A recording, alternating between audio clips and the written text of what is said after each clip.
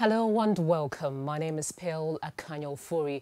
In the news today, Ghana Revenue Authority declares the group chairman of RLG Communications wanted over unpaid taxes. But how much does he really owe the state? We'll tell you in today's edition of Citi News Daily on Citi TV.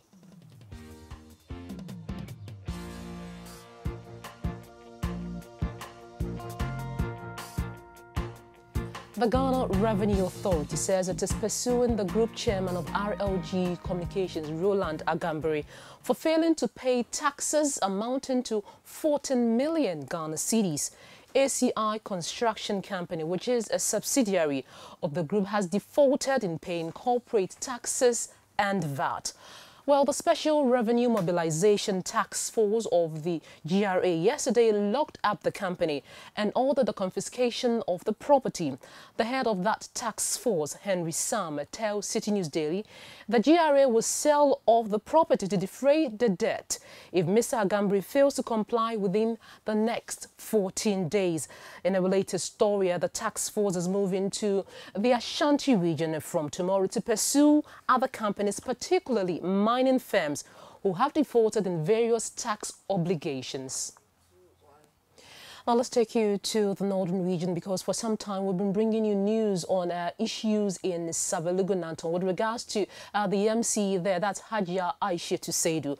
Well, the irate New Patriotic Party youth in Savelugu have finally backed down on their entrenched stance against the municipal chief executive. For weeks, the youth insisted that the president removes her from office, even though the assembly confirmed her nomination. They initially rejected a delegation the president's dispatch to the area to address their concerns.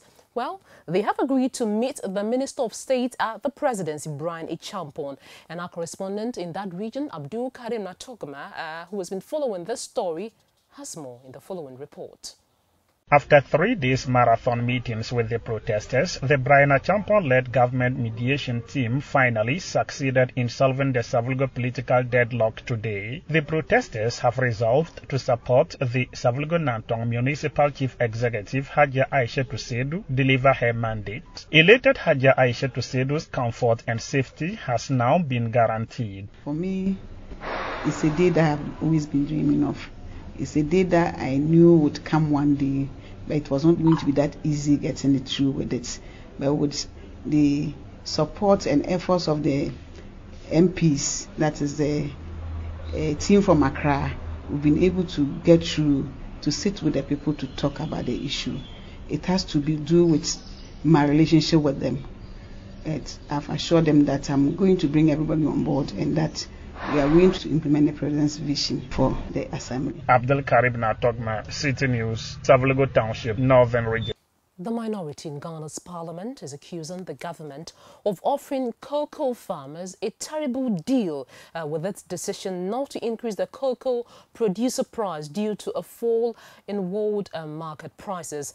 The minority argues that governments must utilize the Cocoa Stabilization Fund established by the previous government to cushion farmers instead of the insensitive approach it intends using. The minority also claims government has abandoned the free fertilizer scheme for farmers by charging 60 Ghana cedis per bag. Addressing the press today, the minority spokesperson on agric and cocoa, Eric Opoku, revealed that this amounts to cheating. Surprisingly, the MPP government, on assumption of office, has replaced the free fertilization program with a program under which farmers pay 80 Ghana cedis for a bag of fertilizer. This is unacceptable. We cannot sit aloof for the government to cheat our cocoa farmers. Under the free fertilization program, the cocoa farmer was entitled to 7.5 bags of granular fertilizer per every hectare of cocoa farm. So a farmer who has 100 hectares of cocoa farm was given 750 bags of fertilizer free of charge. Now let's bring you the story on the late Major Maxwell Mahama, who was murdered at Dinsho-Boase a few weeks ago. Now, the update on that story is that a total of 58 suspects have been arrested in connection with his murder, and they made an appearance at the Accra Central District Court today. The suspects, including women, are in the grips of the police for the roles they played in the gruesome murder. Meanwhile, a district court in Accra has ordered the police to move the 17-year-old boy, that's Ebenezer Asamoah, who is one of the suspects believed to have been involved in the lynching, to a Bostal home. According to the court presided over by Ebenezer Kweku Ansa, until the police are able to establish that the suspect is 18, he should be sent to the Bostal home. And that does it for today's edition of Citi News Daily on Citi TV. My name is Akanya Ofori. Once again, thanks for your time and thanks for watching. Second Image international admissions in progress. Courses available include hairdressing, beauty therapy and fashion. Call us on 0243 331 999. Evening and weekend classes are also available.